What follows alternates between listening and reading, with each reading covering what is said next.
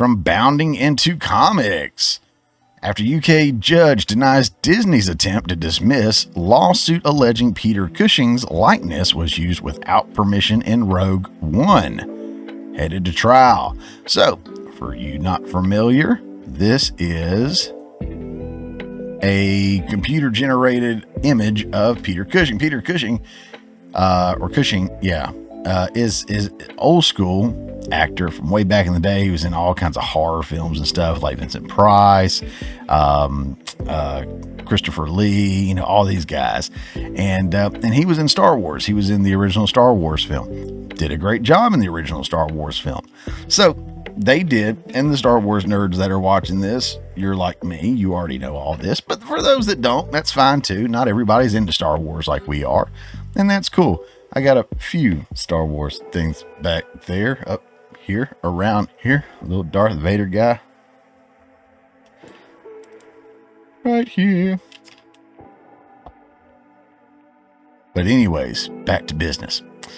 So anyways, they came out with a movie called Rogue One, which, in my humble yet accurate opinion, is the best Star Wars movie that they have done since Disney bought the rights.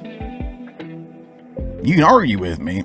I don't think anything compares to Rogue One, and I don't think Rogue One was the greatest thing in the world, but I actually enjoyed it. I thought it was a really, really good story. But Rogue One comes right before the very first original Star Wars film, not the prequels, but the first OG film, New Hope.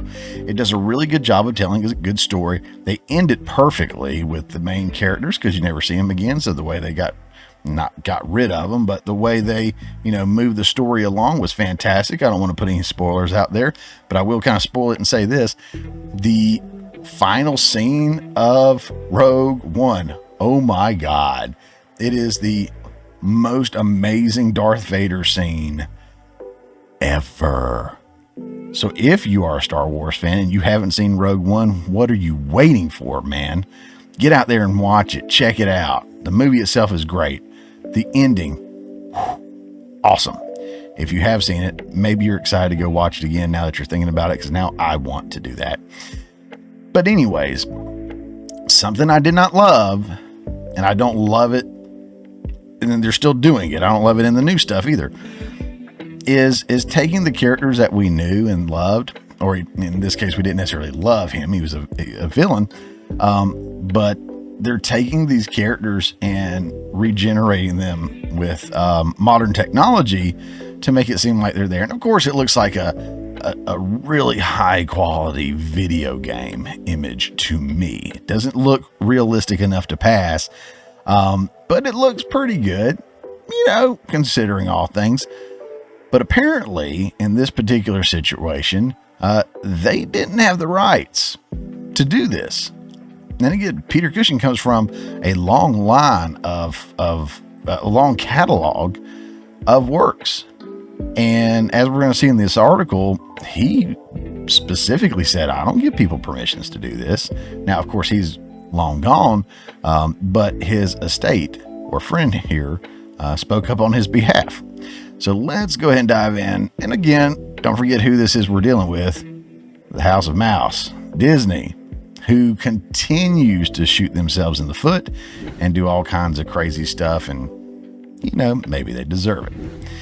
While Disney faces their fair share of legal troubles, as I was just saying, in America, they now face an additional court battle across the pond in the form of a lawsuit alleging that the company did not have permission to use the likeness of late actor Peter Cushing in Rogue One. Can you see? I don't know if that translates great over the little screen and on YouTube or Rumble or wherever you're watching, but it just doesn't. I mean, it looks like a video game commercial. You know how the commercials for these video games will, they'll show a better quality of what's actually in the game, but it's similar. It looks like that, but it's in a feature film. So it's, and hats off for, the technology advancements that are going on and people using them. I think there's other ways that this could have been accomplished. But that's just me being, a fan of cinema, an internationally award-winning filmmaker, a Star Wars nerd, and all that good stuff. But, what does that matter in the end of the day, right? Moving on. Filed in 2023 by noted film producer and one of Cushing's oldest friends, like I was saying, Kevin Francis, through his own Tyburn Film Productions. The lawsuit claims that the late actor, as per a recap provided by UK news outlet The Times, agreed not to grant permissions for, I think this is a typo, for anyone to reproduce his appearance through special effects without his authorization. According to Francis's legal team, Cushing signed said agreement in 1993, ahead of his filming of the ultimately uncompleted TV film A Heritage of Horror. See, that's him. That's legit him. Again, the computer-generated image doesn't look super off of that, but it just isn't the same.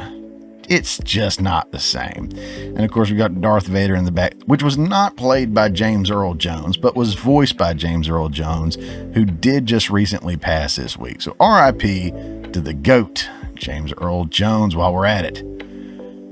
That's the end of the aforementioned Star Wars film. 22 years after Cushing passed away from cancer, the House of Mouse made heavy use of special effects technology to digitally revive the actor and have him reprise his iconic role as Imperial Officer Grand Moff Tarkin.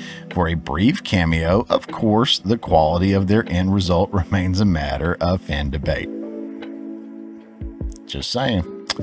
In their initial response to Francis' lawsuit, Disney claimed that due to both the terms of his original New Hope contract and their assumption that the nature of the special effects used did not technically violate Cushing's request, they originally believed they did not need to receive any sort of special permissions to have him appear in Rogue One. Now, I've not read this full article to know that I wanted to go through it, but I do believe I have heard there was not really a New Hope contract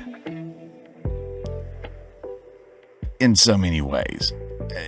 I don't know. I don't know. There's a great shot from Rogue One. Go watch it. It's so good. Even non-Star Wars fans, I think, would enjoy the story arc and the character development in there. I think they did a really good job. Further, the company asserts that after learning of the late actor's stipulation, they agreed to pay his estate roughly £28,000. Is that pounds? I think it's pounds. To make sure everything was above the books. Not only that, but they also defended their use of his likeness on the grounds that they were a bona fide purchaser for value of the rights of Cushing's image. However, last December, Master Francesca Kay rejected Disney arguments, in doing so ordering that the case be sent to trial.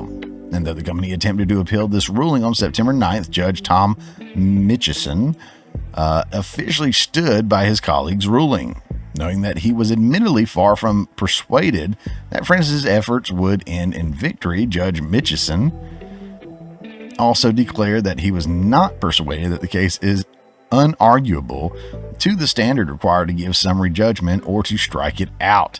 In an area developing law, it is very difficult to decide where the boundaries might lie in the absence of a full factual inquiry. So, yeah, I think this is it. As of writing, Disney and Francis' court case is yet to receive an official trial date. So, yeah, a couple things with this one, really. So what do you guys think when it comes to, an actor dying?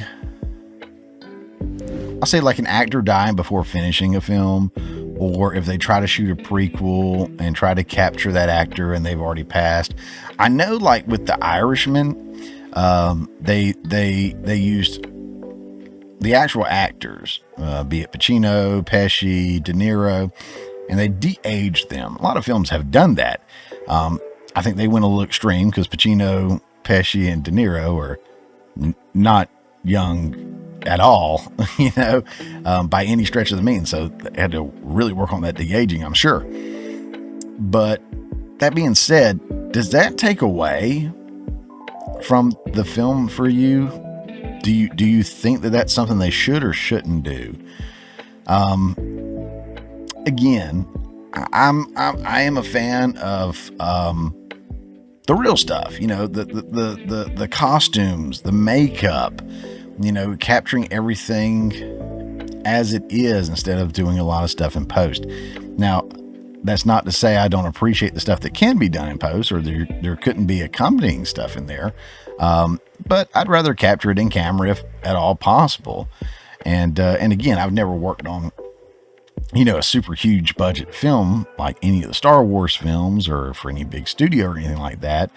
But again, I just know that there's nothing quite like capturing practical effects in whatever way that is. So for me, I would have rather seen the look-alike play the character, or, the face modeled after them and somebody else wearing them or something. I don't know what they would have been looking at as far as any lawsuits with that. But yeah, digitally recreating him, I can see where that would open him up for some mess, especially if there was a specific clause out there or document where he says, I don't want that done. So, Disney thinks they're a little big for their pants, which kind of takes me to my other one. Not only, how do you feel about this in films, but also what do you think about Disney?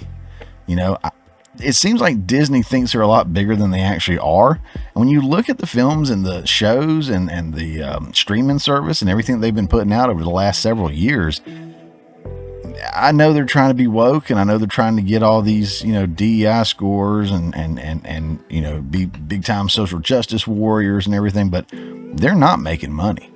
Very, very seldom are they making a profit. I don't know what the theme parks are doing, but I know a lot of the films that should have been huge hits have not been. No, Disney Plus has not been performing like they had anticipated it to do. I know Deadpool and Wolverine are out there killing it right now, and that's one of the few things that are really hitting. So I think Inside Out 2 was them as well, and it did really good. So I know they've got some stuff that's doing good. They got a lot that's not. Ooh, they wasting a lot of money. So yeah, is Disney backed in a corner? Or are they starting to finally maybe realize that they're not the big dog that they used to be? We'll see.